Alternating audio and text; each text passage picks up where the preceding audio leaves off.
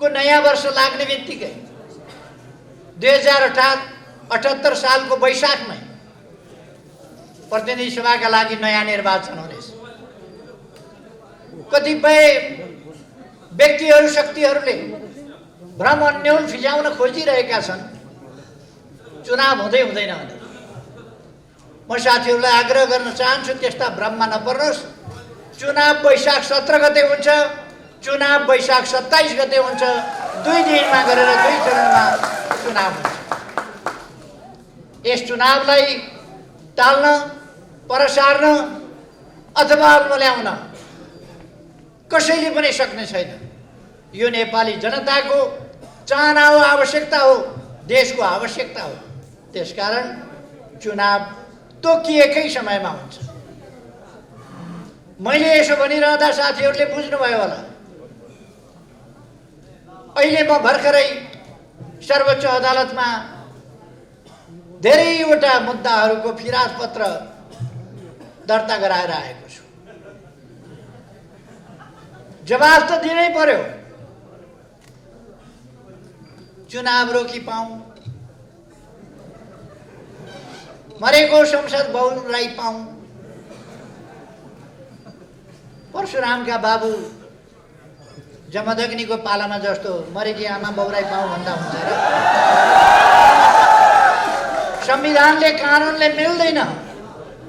त्यसकारण विघटित संसद बौरिँदैन। संसद विघटन भयो, नयाँ चुनाव हुन्छ। देशलाई अब अलमलमा बस्न दिन सकिँदैन। तपाईहरु बुझ्नुहुन्छ, तपाईहरुले भोग्नु भएको छ, देख्नु भएको छ, खेप्नु भएको छ। आफूले गएका 3 वर्षमा अनेरा सोभियु जस्तो गतिशील संगठन, आन्दोलनको मैदानमा जन्मिएको संगठन, आन्दोलनको मैदानमा हुर्किएको संगठन, आन्दोलन अगाडि बढाएर आएको संगठन, त्यस्तो संगठन गएको 3 वर्ष छ कि छैन जस्तो हो। अनेरा सोभियु यस्तो गतिशील संगठन आज यहाँ तपाईहरु यसरी भेला हुनुभएको छ। बितेका 3 वर्षमा तपाईहरु यसरी भेला हुन सक्नुभएको थियो? भेला हुन पाउनु भएको थियो? तपाईहरु गतिशील हुन पाउनु भएको थियो? तपाईहरुले देशलाई अगाडितिर धकेल्न, देशको रथ अगाडितिर तान्न तपाईहरुले पाउनु भएको थिएन। तपाईहरुलाई रोकिएको थियो, अल्मल्याइएको थियो। तर अब तपाईहरु देशको रथ अगाडितिर तान्न कसिएर अगाडि बढ्नु भएको छ। म तपाईहरुलाई धन्यवाद भन्न चाहन्छु। यो प्रसंग मैले किन भनेको? अनेरा सोभियु जस्तो संगठन त शिथिल भयो भने युवा विद्यार्थीहरूको यस्तो गतिशील संगठन संघर्षको मैदानमा जन्मिएको, निरङ्कुश राजतन्त्र, तानाशाही पञ्चायती व्यवस्था भएका बेला जन्मिएर ठूला ठूला आन्दोलनहरू गरेर गणतन्त्र ल्याएर पञ्चायत फालेर संघीय लोकतान्त्रिक गणतन्त्रसम्म देशलाई पुर्याउने, संविधान बनाउने कुरादेखि लिएर अनेक अभियानहरू सञ्चालन गरेर आएको संगठन। यो संगठनका 3 वर्षहरू जनतालाई सचेत बनाउने काममा सदुपयोग हुन पाएनन्, जनतालाई संगठित गर्ने काममा सदुपयोग हुन पाएनन्। अघि भर्खर ऐन महर्जीले भन्नुभयो हामी अब 10 लाख सदस्यता बनाउँछौँ छिटै र अगाडि बढ्छौँ भनेर। त्यो क्षमता, त्यो दम अनेरा सोभियुमा छ। तर त्यसलाई गतिरोध गरिएको थियो, रोकिएको थियो। अब रोकेको बाँध भत्कियो, बाँध भत्किएर अब अनेरा सोभियु अगाडि बढ्दैछ। गतिरोधका लक्षणहरू अब प्रकट हुन पाउँदैन। त्यस्तै देश, सिङ्गै संगठनहरू, सिङ्गै पार्टी त छ कि छैन जस्तो भयो। पार्टीका केही नेताहरू सरकारले गरेका राम्रा काम छोपछाप पार्नमै व्यस्त रहे। पार्टीले गर्दै नगरेका कमी कमजोरी भुल त्रुटिहरू भनेर बोपु बजाउनमै उनीहरूको समय खर्च। उनीहरूले सरकारको आलोचना कसरी गर्ने, विरोध कसरी गर्ने, निन्दा कसरी गर्ने, त्यही खोज्ने र त्यसैको बिगुल बजाउने कुरामै उनीहरूको समय बर्बाद हो। उनीहरूले पार्टी नेतृत्वलाई कसरी खुइल्याउने, पार्टी नेतृत्वलाई कसरी कमजोर पार्ने, त्यसै कुरामा उनीहरूको समय बर्बाद हो।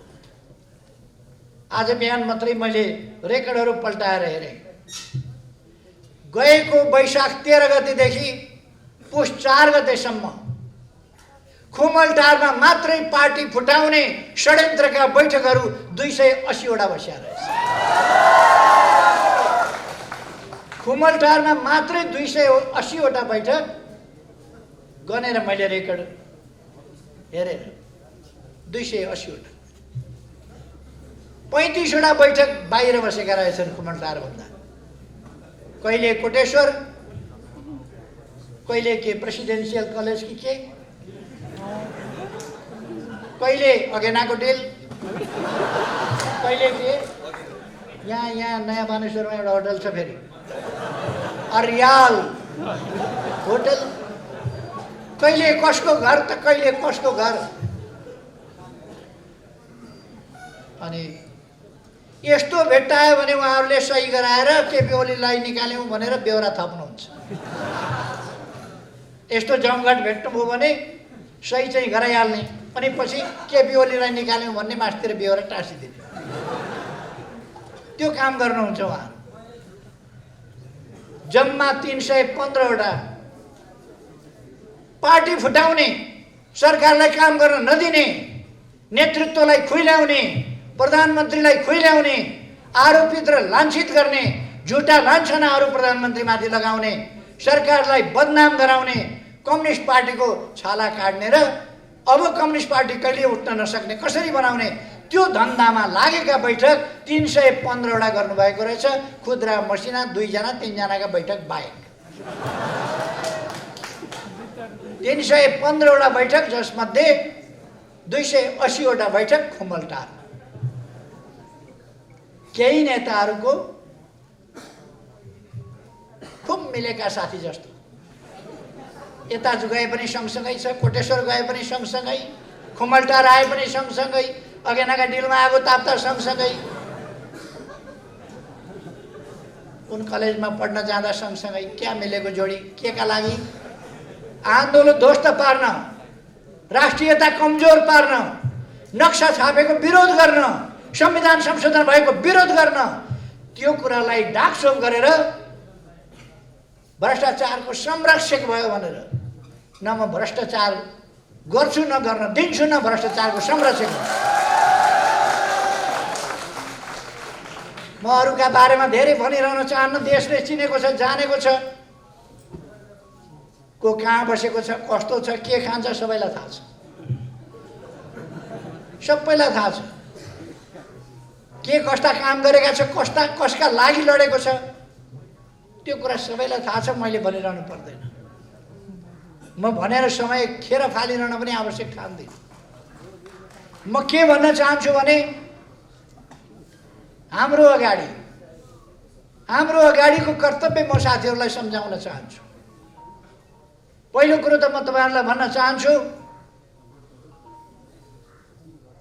अनेरा सोभियुका विद्यार्थीहरू, अनेरा सोभियुको विद्यार्थी परिचय पत्र देखाएर अनेरा सोभियुको विद्यार्थी भनेर चिनिनु पर्ने अवस्था बन्न हुँदैन। परिचय पत्र देखाएर त जो पनि चिनिन्छ, उसको वर व्यवहारबाट, आनी बानीबाट, बोली चालीबाट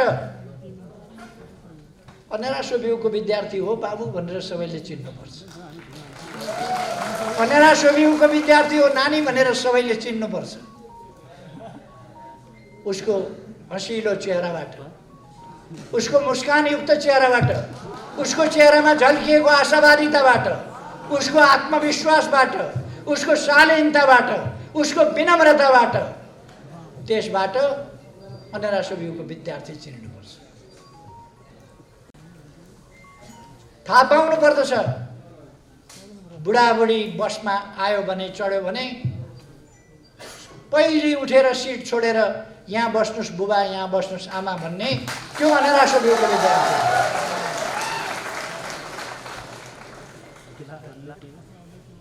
अनेरा सोभियुको विद्यार्थी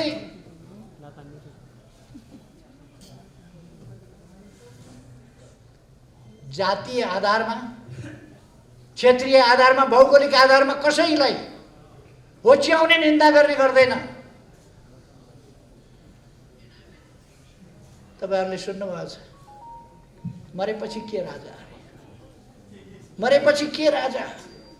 जातीय आधारमा त्यसरी हेप्नु होच्याउनु भनेको शोभा दिने कुरा हुन्छ। अनेरा सोभिउले त्यस्तो गर्दैन, त्यस्तो सिक्दैन, त्यस्तो अभ्यास गर्दैन, जातीय भेदभाव गर्दैन। अनेरा सोभिउले सबैलाई समान देख्छ। मानव जातिको महत्ता, गरिमा, त्यसलाई सम्मान गर्छ, कदर गर्छ।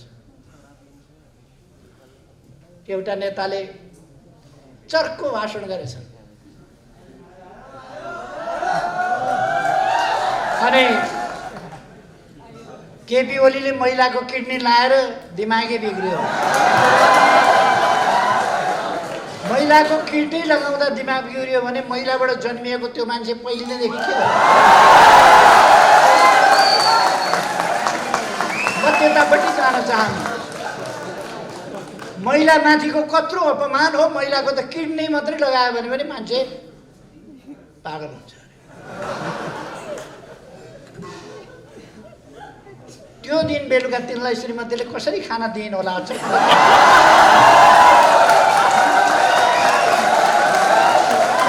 घरमा पुग्दा ढोका खोलेर स्वागत कसरी गरिन् होला? अचम्म लाग्छ मलाई। वरिपरि छिमेकका झ्यालबाट हेर्ने दिदीबहिनी महिलाहरूको अगाडि अनुहार कसरी देखायो होला? अचम्म लाग्छ। हुन त त्यो त्यही जमात हो जसले कुनै इज्जत आबरुको कुरा गर्दैन। नेताहरूले उचालेर उछालेर एकजना महिला राष्ट्रपति देशले पाएको छ। पहिलोपल्ट अत्यन्तै गरिमामय ढङ्गले व्यवहार गर्ने, अत्यन्तै जिम्मेवार ढङ्गले व्यवहार गर्ने, अत्यन्तै शालीन र भद्र महिला, जसमा असाधारण देशभक्तिको भावना छ, लोकतन्त्रको लडाइँबाट खारिएर आउनुभएको छ, त्यस्तो महिलालाई राष्ट्रपति पाएको छ। उहाँको इज्जत माथि हमला गर्न, उहाँको मान प्रतिष्ठामा दावा बोल्न, उहाँलाई अपमान गर्न तयार भएर नारा लगाउँदै जुलुसमा नेताहरू मुस्कुराउँदै हिँडेको हामीले देखेका छौँ। शरम हुनुपर्ने हो, शरम हुनुपर्ने हो। सामाजिक कम से कम मर्यादा त राख्नुपर्छ नेताहरूले।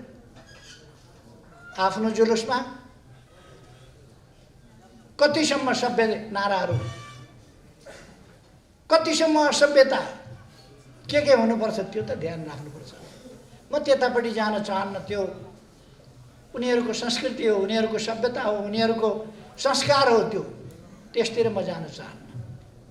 तर अनेरा सोभिउले त्यस प्रकारका चिन्तन, वचन र व्यवहार, चिन्तनमा पनि महिला होस् वा जोसुकै होस्, अपमान गर्ने खालका चिन्तन मनमा लिनु हुँदैन, मस्तिष्कमा लिनु हुँदैन। अनेरा सोभिउले कुनै पनि आधारमा कसैलाई हेप्ने, होच्याउने, अपमान गर्ने त्यो खालका सोचहरू अनेरा सोभिउले लिनु हुँदैन। त्यसै कारण मैले भनेको अनेरा सोभिउको विद्यार्थी भन्ने कुरा उसको मिठो बोलीबाट जनताले चिन्नुपर्छ, आकर्षक सही व्यवहारबाट जनताले चिन्नुपर्छ, परिचय पत्र देखाउन नपरोस्। अनेरा सोभिउको विद्यार्थी भनेर व्यवहारबाट चिनियोस्, विचारबाट चिनियोस्, त्यो म तपाईँहरूलाई आग्रह गर्न चाहन्छु। अनेरा सोभिउको विद्यार्थी भनेर देशभक्तिको भावनाबाट चिनियोस्, राष्ट्रवादी चरित्रबाट चिनियोस्, चिन्तनबाट चिनियोस्, लोकतान्त्रिक व्यवहार, चिन्तन र अभ्यासबाट चिनियोस्, सामाजिक न्याय र समानताको पक्षपोषण र त्यस अनुसारको व्यवहारबाट चिनियोस्। तब मात्रै हामी त्यस्तो समतामूलक, त्यस्तो न्यायोचित समाज निर्माण गर्न सक्छौँ। त्यसकारण अनेरा सोभिउले बुझ्नु पर्दछ, अनेरा सोभिउ सामाजिक जागरणको अगुवा हो, सामाजिक जागरणको अभियन्ता हो, न्यायोचित समाजतर्फको हाम्रा यात्राको संवाहक हो अनेरा सोभिउ। हाम्रो युवा पङ्क्ति त्यस्तो हो। त्यसकारण हामीले त्यसै अनुसारको गम्भीर आचरण गर्नुपर्छ। म साथीहरूलाई भन्न चाहन्छु, तपाईहरू कुनै अलमलमा नपर्नुहोस्। भविष्य तपाईहरूको यस देशमा लामो समय तपाईहरूले बाँच्नु छ। यो देश बिग्रिन दिनुभएको छैन, सपार्दै लानु परेको छ। एउटा विकसित, एउटा सभ्य, सुसंस्कृत, शान्तिपूर्ण, सुरक्षित, भयरहित, सम्मानपूर्ण, समतामूलक, समृद्ध समाज निर्माण गर्ने हाम्रो अभियान आज प्राप्त गर्ने सम्म, हुन सक्ने सम्म छिटै हामी त्यो व्यवस्था कायम गर्छौँ। जति सकिन्छ छिटो गर्छौँ, अहिले पनि गर्छौँ। तर जो बाँकी रहेको छ त्यसका लागि, भोलिका लागि हामी ती कामहरू गर्छौँ। हाम्रो समाज एउटा निरन्तर छ, निरन्तर हुन्छ, रहन्छ समाज। यो समाज निरन्तर अझ बढी आधुनिक, अझ बढी विकसित। आधुनिक भनेको फेरि कसैले बुझ्छन् छाडा भन्ने, कसैले बुझ्छन् आस्थाहीन, कसैले बुझ्छन् छलछाम गर्ने खालको, कसैले बुझ्छन् भ्रष्टतायुक्त। आधुनिक भनेको विज्ञान र प्रविधिले तथ्यपूर्ण ढङ्गले सामाजिक न्याय र समानतामा आधारित सभ्य संसार बन्यो आधुनिक भनेको। अन्धविश्वास होइन, विश्वास आधुनिक भनेको।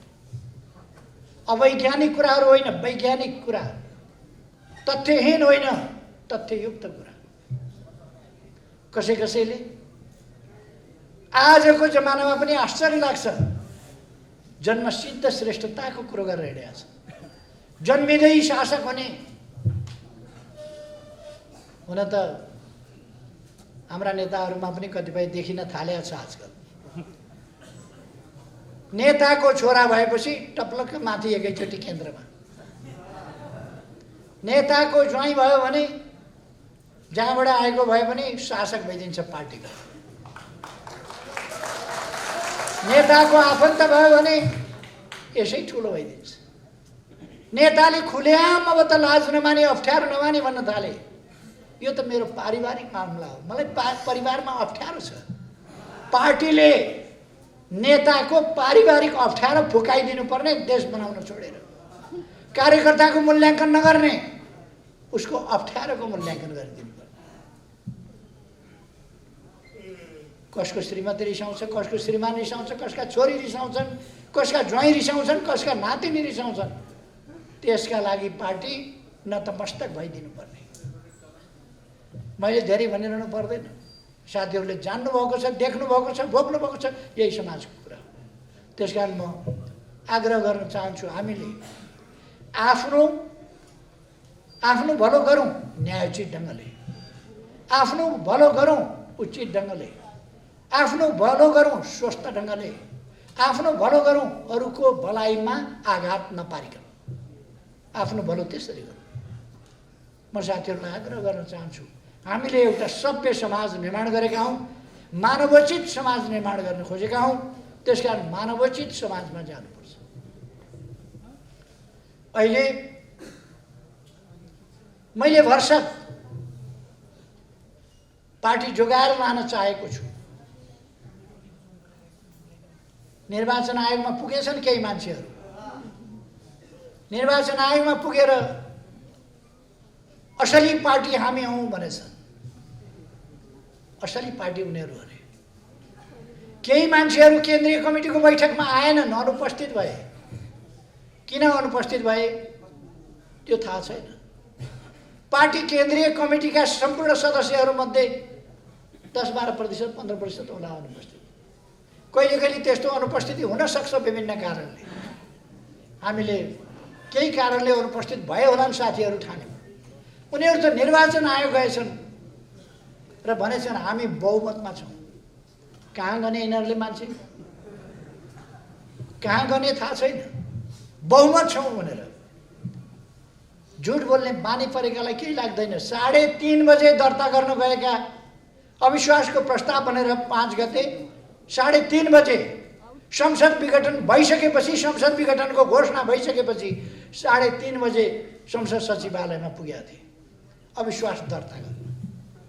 संसद सचिवालयले भनेछ संसद विघटन भइसक्यो, के को अविश्वास दर्ता तैपनि मानेनन्। संसद सचिवालयले भन्यो ढिलो भयो, पहिले नै गरे भए हुन्थ्यो। सभामुखले लेखे यो त बिहान 10:30 बजे 10:40 बजे कति बजे नै म कहाँ आएको थियो। सभामुख कहाँ कानुनले जाने नै होइन र सभामुख अचम्म लाग्यो। आफ्नै संसदको यो हकीकत भन्नु पर्दा अप्ठ्यारो पनि लाग्छ, लाज पनि लाग्छ। सभामुख जस्तो मान्छेले 3:30 बजे लगेको निवेदन 10:30 बजे नै ल्याएको थियो भनेर कृत्य साक्षी बस्छन्।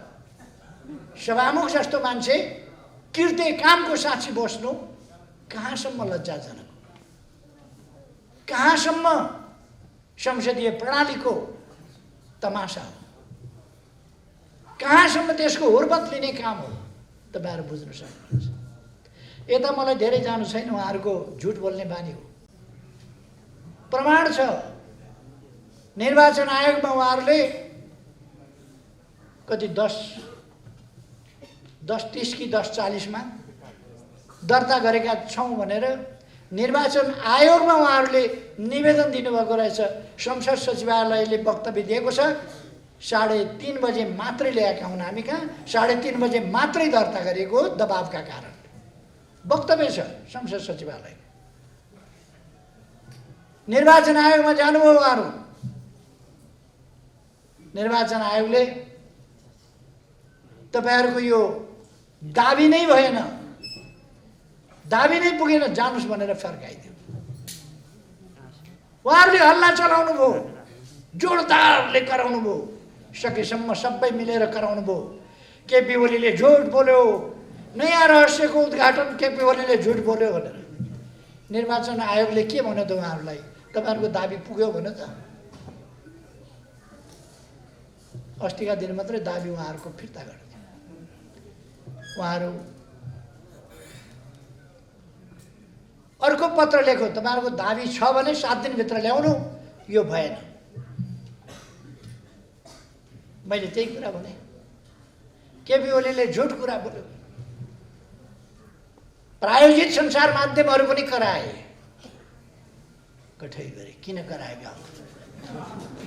लगानी गर्नु त देशका लागि लगानी गर्नु, लगानी गर्नु लोकतन्त्रका लागि लगानी गर्नु, पत्रकारिता गर्नु देशका लागि गर्नु, जनताका लागि गर्नु, विकासका लागि गर्नु, शान्तिका लागि गर्नु, सत्यताका लागि गर्नु।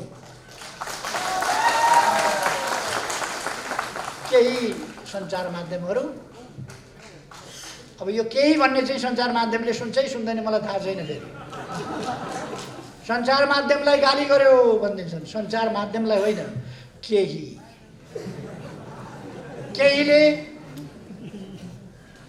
केहीले त किन कसम खाएको यो देश बन्छ भनेर किन आत्तिएका हुन् मलाई छक्क लाग्छ।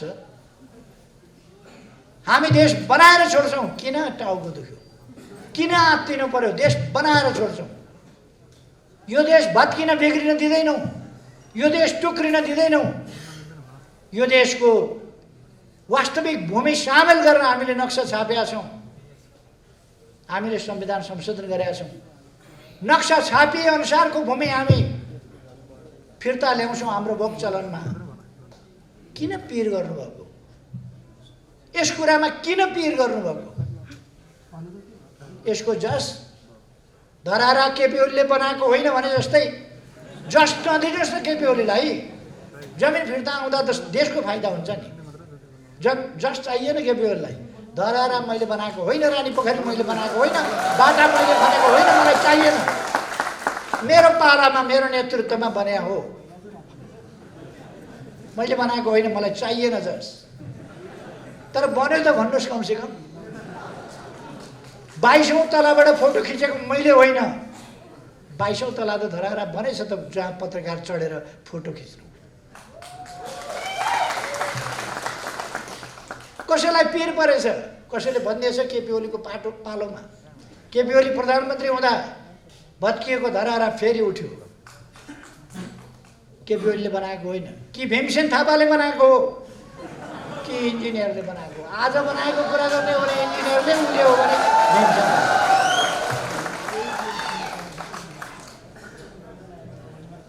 चित्तको कुरा हो त्यो। मलाई चित्तसँग केही भन्नु छैन। खैर, अब हामी सही विचारहरू लिएर, देशभक्तिपूर्ण विचारहरू लिएर, लोकतान्त्रिक विचारहरू लिएर, शान्तिपूर्ण विचारहरू लिएर, सुशासनका विचारहरू लिएर, भ्रष्टाचार विरोधी विचारहरू लिएर, विकासका विचारहरू लिएर, जनताका समस्याहरू समाधान गर्ने विचारहरू लिएर, जनताका सामाजिक समस्याहरू समेतलाई ध्यानमा राखेर तिनको समाधान गर्ने विचारका साथ अगाडि जान्छौँ।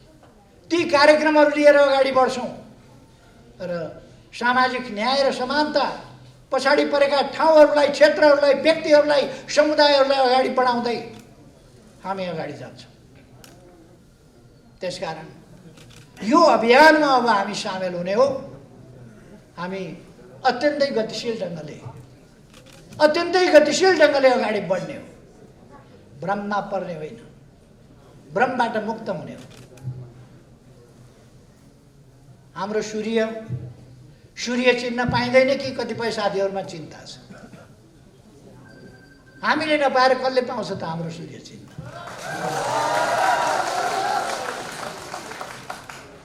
कोही पार्टीका मिटिङ छोडेर अनि यही कार्की ब्याङ्केटमा आएर हामी बहुमतमा छौँ भनेर पार्टीका मिटिङमा उहाँहरूलाई आउन फेरि पनि म आग्रह गर्न चाहन्छु। आउनुहोस् पार्टीका मिटिङमा। तपाईँहरूले गरेका अपराधहरू क्षमा गरिदिउँला। आउनुहोस् पार्टीमा। कार्यकारी भन्ने मैले दिएको थिएँ। कार्यकारी दिँदा अत्यन्तै उपद्रव मचाउनु भयो। मैले कार्यकारी हटाइदिएको छु।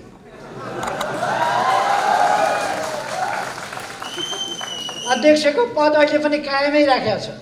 आउनुहोस्। वरिष्ठ नेताहरूको पद कायमै राखेको छ। आउनुहोस्। प्रवक्ता भनेर तोक दिएको थियो। प्रवक्ताले साह्रै बढी च्याक गर्ने, छ्यास गर्ने, दुर्गन्ध फैलाउने काम गरिराख्नुभयो। त्यसकारण प्रवक्ताबाट हटाइएको छ, तर सचिवालय सदस्य कायमै राखेको छ। आउनुहोस् फर्केर, सचिएर काम गर्नुहोस्। हामीले तपाईँहरूलाई कारबाही गरेका छैनौँ, पार्टीबाट निकालेका छैनौँ।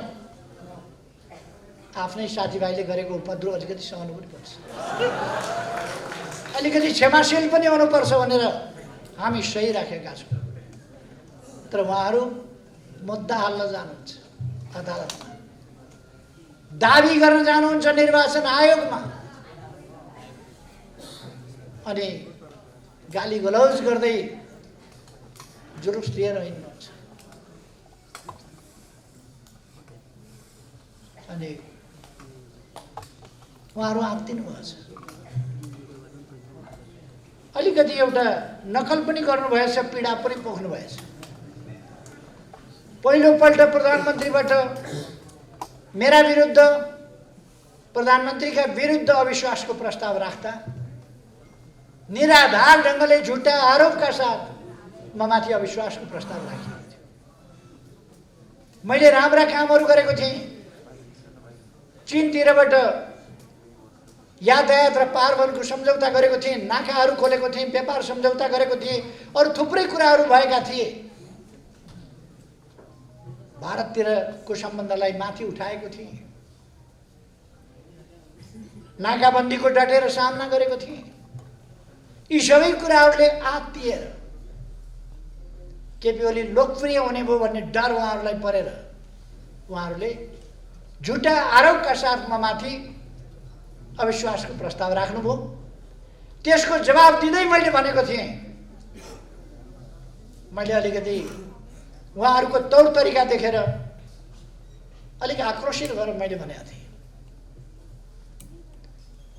मैले एक्सटेम्पर बोलिराखेको थिएँ, त्यसकारण मलाई बोल्दै जाँदाखेरि मैले अलिकति अङ्ग्रेजीमा भने, this is not the end of time, this is a continuous process and we are here, don't forget it. मैले त्यति बेला भनेको थिएँ त्यो समय अन्त्य भएको छैन, समय चालु छ, प्रक्रिया चालु छ, हामी यहीँ छौँ भन्ने कुरा नबिर्स। मैले त्यो भने त्यसको नकल गरेर अस्ति आफ्नो पीडा पनि पोखेर हामी यहाँ छौँ भनेर लेखेँ।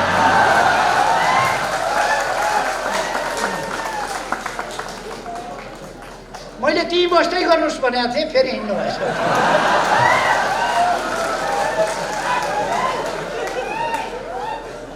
मलाई पनि केन्द्रीय कमिटीमा साथीहरू आएनन्, किन आएनन्, कता गए भन्ने परेको थियो, हामी यहाँ छौँ भन्ने थियो। ढुक्क भयो, त्यहाँ मण्डलामा रहेछन् है साथीहरू, हराए कि भन्ने पिर थियो, त्यहाँ रहेछन् है साथीहरू, ढुक्क भयो, बस्दै गर्नुहोस्। तर उठेर फेरि हिँड्नु भएछ, कता जानुभयो त्यसपछि थाहा छ।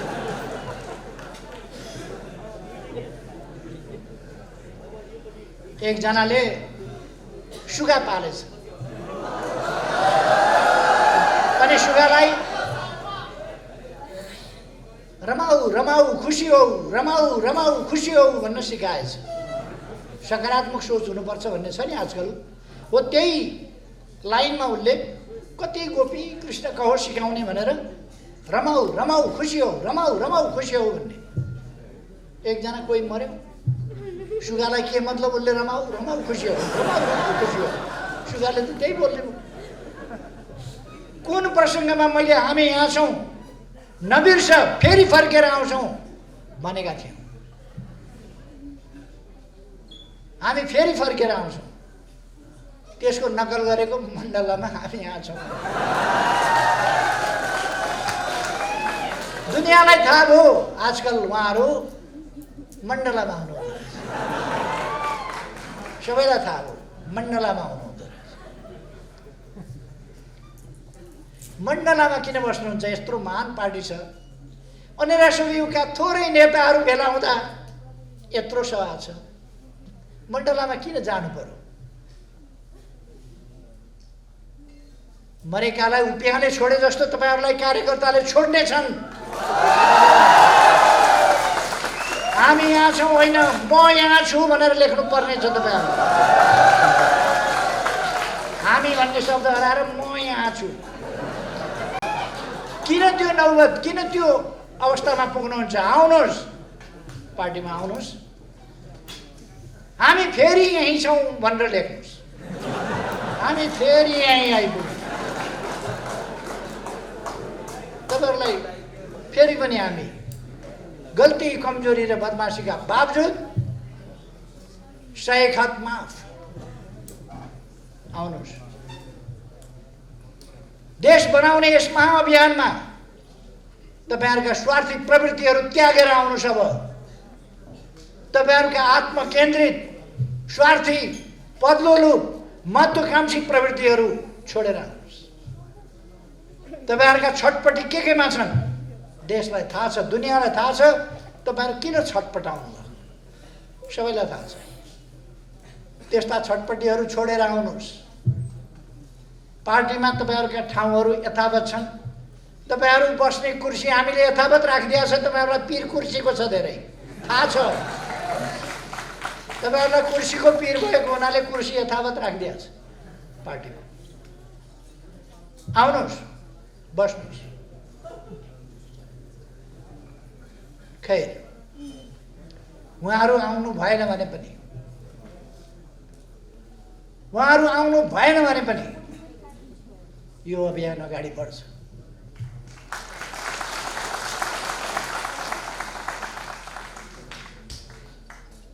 मैले अस्ति पनि यही ठाउँमा सायद भनेको थिएँ, जीवन शर्माले एउटा गीत गाउनु भएको छ। गीतको एक लाइन यस्तो छ, पिलो निचोरिँदैमा ओजन घटेको हुन्न।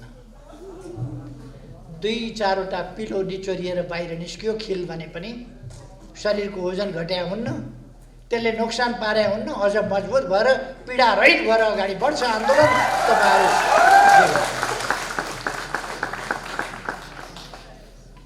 म भन्न चाहन्छु, तपाईँहरू नहुँदा तपाईँहरू शहीद भएको भए, शहीद भएर गएको भए श्रद्धाञ्जली दिनुहुन्थ्यो। तपाईँहरू शहीद त होइन।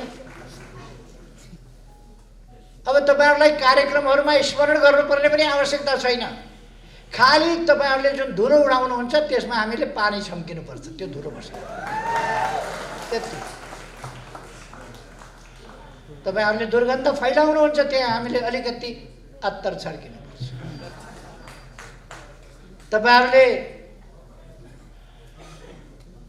अनेक फोहोर मैलाहरूको डुङ्गुर फैलाउनुहुन्छ, छर्किनुहुन्छ, छर्नुहुन्छ, हामीले त्यसलाई सफा गर्नुपर्छ। यो लडाईँ उद्देश्यहरूको लडाईँ हो, यो लडाईँ विचारहरूको लडाईँ हो। जाल झेल तिक्रमले हाम्रा महान उद्देश्यहरूलाई ओझेल पार्न सक्दैन। हाम्रा महान विचारहरूलाई, हाम्रा महान यात्रालाई यस सानोतिनो व्यवधानले रोक्न सक्दैन। तपाईँहरू आन्दोलनभित्र बसेर, पार्टीभित्र बसेर, घाँसभित्रै छुपेर बसेको, लुकेर बसेको हरियो साप जस्तै आन्दोलनभित्र बसेर आन्दोलनलाई कमजोर पार्ने, आन्दोलनलाई बदनाम गर्ने, कम्युनिस्ट पार्टीको 2/3 कामै लागेन भन्ने, 2/3 हामीसँग अलिकति थिएन, तर उहाँहरूले 2/3 को सरकार कामै लागेन भनेर कराको कराई गर्नु, भित्र बसेर देशको समय बर्बाद गर्ने स्थिति ल्याउनु भयो। त्यसकारण संसद भङ्ग गर्नु पर्यो। अब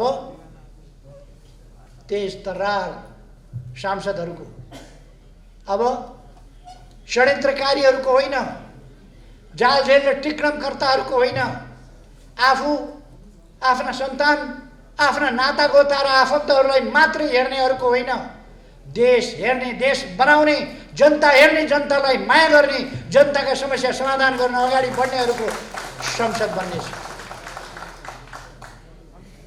हेर्दै जानुहोला, हेर्दै जानुहोला। अलिक समय तपाईँहरू पछि पछि कुद्दै गर्नुहुनेछ। हाइवेमा बस कुद्यो भने त्यस हाइवेमा कतैबाट झरेर आएको सुकेको पात त्यो बससँगै अलिक परतिरसम्म सँगसँगै कुद्छ, तर त्यो एकछिनपछि त्यहीँ छोडिन्छ, बस मात्रै अगाडि जान्छ। तपाईँहरूले बुझ्नु भए हुन्छ, सुकेका पातहरू एकछिन हल्लिने हुन्, त्यसपछि ती थानको लाग्छन्, बस अगाडि बढ्छ।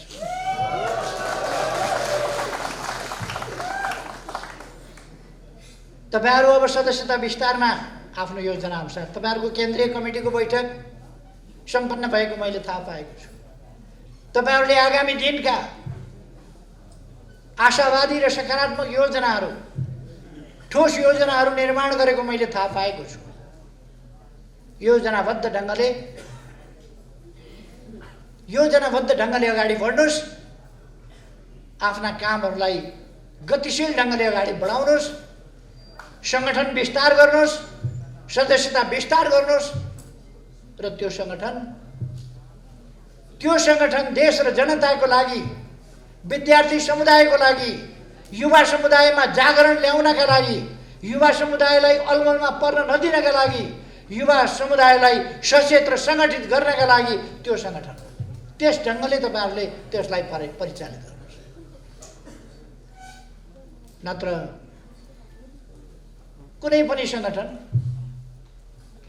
साध्य होइन। सङ्गठन भनेको साधन हो। त्यो साधनले साध्यमा पुग्नका लागि, साध्य प्राप्त गर्नका लागि सङ्गठन उद्देश्य हुँदैन, सङ्गठन लक्ष्य पनि हुँदैन। सङ्गठन उद्देश्य र लक्ष्यहरूमा पुग्नका लागि, सङ्गठन कार्यक्रम होइन, कार्यक्रम कार्यान्वयन गर्नका लागि, सङ्गठन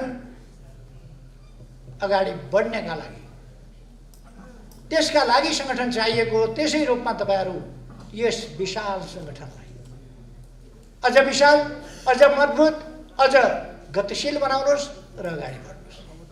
आज जनताले तपाईँ युवा विद्यार्थीहरूबाट त्यही अपेक्षा गरेको छ। म युवा विद्यार्थी साथीहरूलाई भन्न चाहन्छु, तपाईहरूमाथि देशले भरोसा गरेको छ, तपाईहरूमाथि देशले आशा गरेको छ, तपाईहरूमाथि जनताले विश्वास गरेको छ। तपाईहरू आजका सहयात्री, भोलिका जनबढी कर्णधार। तपाईहरूले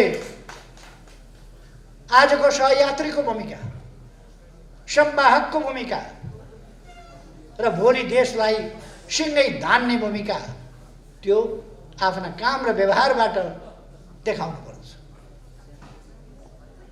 हामी दुईटा ठुला छिमेकीहरूका बीचमा छौँ। हाम्रो विदेश नीति अत्यन्त संयमित र सन्तुलित हुन्छ, तर हामी हाम्रा राष्ट्रिय हितहरूलाई छोड्दैनौँ। हामी हाम्रा राष्ट्रिय हितहरूलाई रक्षा गरेर हाम्रो स्वाधीनताको पक्षमा दृढताका साथ उभिएर त्यसलाई सही ढङ्गले कार्यान्वयन गरेर हाम्रो भौगोलिक अखण्डताको रक्षा गरेर राष्ट्रिय हितलाई सुरक्षित गर्दै अगाडि बढ्नेछौँ। हामी समृद्ध नेपाल, सुखी नेपालीको राष्ट्रिय आकांक्षा त्यसलाई पुरा गर्नका लागि अगाडि बढ्नेछौँ। हाम्रो राष्ट्रिय आकांक्षा हामी पुरा गरेर सोच्छौँ। तपाईहरुलाई एउटा कुरा बताऊ, विदेशमा म जहाँ जान्छु अथवा विदेशी मित्रहरू जो नेपालमा आउनुहुन्छ, उहाँहरू सबैले भन्नुहुन्छ, विश्वभरिका नेताहरूले भन्नुहुन्छ, नेपालले छानेको, नेपालले रचना गरेको नेपालको राष्ट्रिय आकांक्षा, तय गरेको राष्ट्रिय आकांक्षा अत्यन्तै सही छ, सुन्दर छ, अत्यन्तै सटीक छ। सबै देशका नेताहरूले भन्छन् यहाँ आउँदा होस् अथवा हामी जाँदा होस्। तर तपाईहरुले हाम्रो पार्टीका ठुला ठुला ओहदामा, ठुला ठुला पदमा बसेका नेताहरू केही, ती नेताहरूले कहिल्यै समृद्ध नेपाल, सुखी नेपाली भनेको सुन्नुभएको छ? कहिल्यै भन्नुहुन्न उहाँहरू, किनभने उहाँहरूको मन जल्छ। समृद्ध नेपाल, सुखी नेपाली वार वार आगो लाग्छ मनमा। विदेशी मित्रहरूले त्यसको सराहना गर्दा, समर्थन गर्दा उहाँहरूको मन जल्छ। कस्तो मन होला? समृद्ध नेपाल, सुखी नेपाली भन्न नसक्ने, समृद्ध होस् नेपाल, सामाजिक न्याय समानता सहितको होस् नेपाल, समृद्धि सबैको हिस्सामा परोस्, पछाडि कोही नपरोस्, दुखी दरिद्र भन्ने कोही नहोस् र असुरक्षित कोही नहोस्, भययुक्त जीवन कसैले बाँच्न नपरोस्, निर्भय भएर सबै बाँच्न पाउन्, सबै सम्मानित जीवन बाँच्न पाउन्। यसरी सुखी समृद्ध नेपाल र सुखी नेपाली, यो आकांक्षासँग उहाँहरूको वैरभाव केमा हो? उहाँहरू कहिल्यै बोल्न सक्नुहुन्न, उहाँहरूको मुखले बोल्न सक्दैन, उहाँहरूको मनले त्यसलाई पचाउन सक्दैन, उहाँहरूको मस्तिष्कले त्यसलाई पचाउन सक्दैन। तपाईँ हामी बुझ्न सक्छौँ कत्रो रहेछ उहाँहरूको चित्त। राष्ट्रको समृद्धि सुन्न सक्नुहुन्न, राष्ट्रको समृद्धि भन्न सक्नुहुन्न, देशको सुख, जनताको सुख भन्न सक्नुहुन्न। उहाँहरू कत्रो रहेछ उहाँहरूको चित्त, के रहेछ उहाँहरूको मन, उहाँहरूको भावना के रहेछ, यी सबै कुरा तपाईँ हामीले देखेका छौँ। तर हामी यी उद्देश्यहरूबाट डगमगाउनुहुन्न। मैले देखेको छु 50 वर्ष अगाडि देशमा जति बेला लोकतान्त्रिक शक्तिहरू कमजोर भएका थिए, तानाशाही दमनबाट क्षतविक्षत भएका थिए, चल्न सक्ने अवस्थामा थिएनन्। कोही जेलमा, कोही निर्वासनमा, प्रवासमा, कोही चुपचाप स्थितिमा। कम्युनिस्ट आन्दोलन पनि टुक्रा टुक्रा अवस्थामा, ससानो अवस्थामा थियो। त्यस बेला हामीले सङ्गठन निर्माण गर्न सकिन्छ, यत्तिकै भन्दैन सङ्गठन निर्माण गर्न सकिन्छ, हामी गर्न सक्छौँ। त्यसै गरेर आन्दोलन निर्माण गर्न सकिन्छ, अन्यायपूर्ण व्यवस्था ढाल्न सकिन्छ, राजतन्त्र फाल्न सकिन्छ, लोकतान्त्रिक गणतन्त्र ल्याउन सकिन्छ। त्यसका लागि एउटा महान आन्दोलन सिर्जना गर्न सकिन्छ। त्यस्तो आन्दोलन सिर्जना गर्न विशाल र सशक्त कम्युनिस्ट पार्टी निर्माण गर्न सकिन्छ। त्यो थालेका थियौँ र परिवर्तन यहाँसम्म ल्याइपुर्याएका छौँ। आज एउटा सेक्सनको सानो हिस्सा विद्यार्थी सङ्गठनको नेतृत्वको एउटा सानो पङ्क्ति मात्रै उपस्थित हुँदा कति विशाल छ भने सिङ्गै समाजको हिस्सा यसै गरी उत्साहित भएर आज अगाडि बढेको छ। यति सकारात्मक स्थितिमा, यति अनुकूल स्थितिमा हामीलाई देश बनाउनबाट कसले रोक्न सक्छ? राष्ट्रियताको रक्षा गर्नबाट हामीलाई कसले रोक्न सक्छ? लोकतन्त्रको रक्षा गर्नबाट कसले रोक्न सक्छ? संविधानको रक्षा गर्नबाट कसले रोक्न सक्छ? सङ्घीय लोकतान्त्रिक गणतन्त्रको रक्षा गर्नबाट कसले रोक्न सक्छ? त्यसको सही कार्यान्वयन गर्नबाट हामीलाई अब कसले रोक्न सक्छ? कसैले रोक्न सक्दैन। हामी अगाडि बढ्नेछौँ। यो आत्मविश्वासका साथ तपाईहरू अगाडि बढ्नुहोस्। तपाईहरूलाई म शुभकामना भन्न चाहन्छु। तपाईहरूका हरेक प्रयासहरू सफल होस्। तपाईहरूलाई सही बाटोमा नेतृत्व गर्न पार्टी छ। पार्टीले सही विचारले नेतृत्व गर्छ। तपाईहरू सबभन्दा गतिशील, सबभन्दा क्रियाशील उमेर समूह, सङ्गठनको आचरण, सबै कुराले तपाईहरू सबैभन्दा गतिशील हो र हुनुपर्छ। म तपाईहरूलाई गतिशील ढङ्गले अगाडि बढ्न, एकताबद्ध सुदृढ भएर अगाडि बढ्न र व्यापक रूपमा फैलिन शुभकामना दिन चाहन्छु। त्यो शुभकामना कार्यान्वयन तपाईहरूले गर्ने हो, हासिल तपाईहरूले गर्ने हो। अब मैले धेरै केही नराख्नु।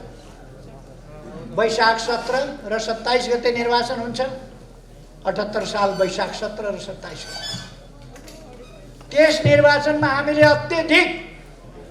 अत्यधिक ठुलो सफलता प्राप्त गर्नुहुन्छ। अहिले सबैको सातो जाने गरी मैले धेरै केही नभनु, परिणामले देखाउने हो। हामी अत्यधिक सफलताका साथ अगाडि बढ्नेछौँ। उत्साहका साथ साथीहरू अगाडि बढ्नुहोस्। तपाईँहरूको मेहनत सफल हुनेछ। यही शुभकामनाका साथ म यहाँहरू सबैलाई धन्यवाद भन्न चाहन्छु। धन्यवाद। आफ्नो भनाइ यही टुङ्ग्याउँछु।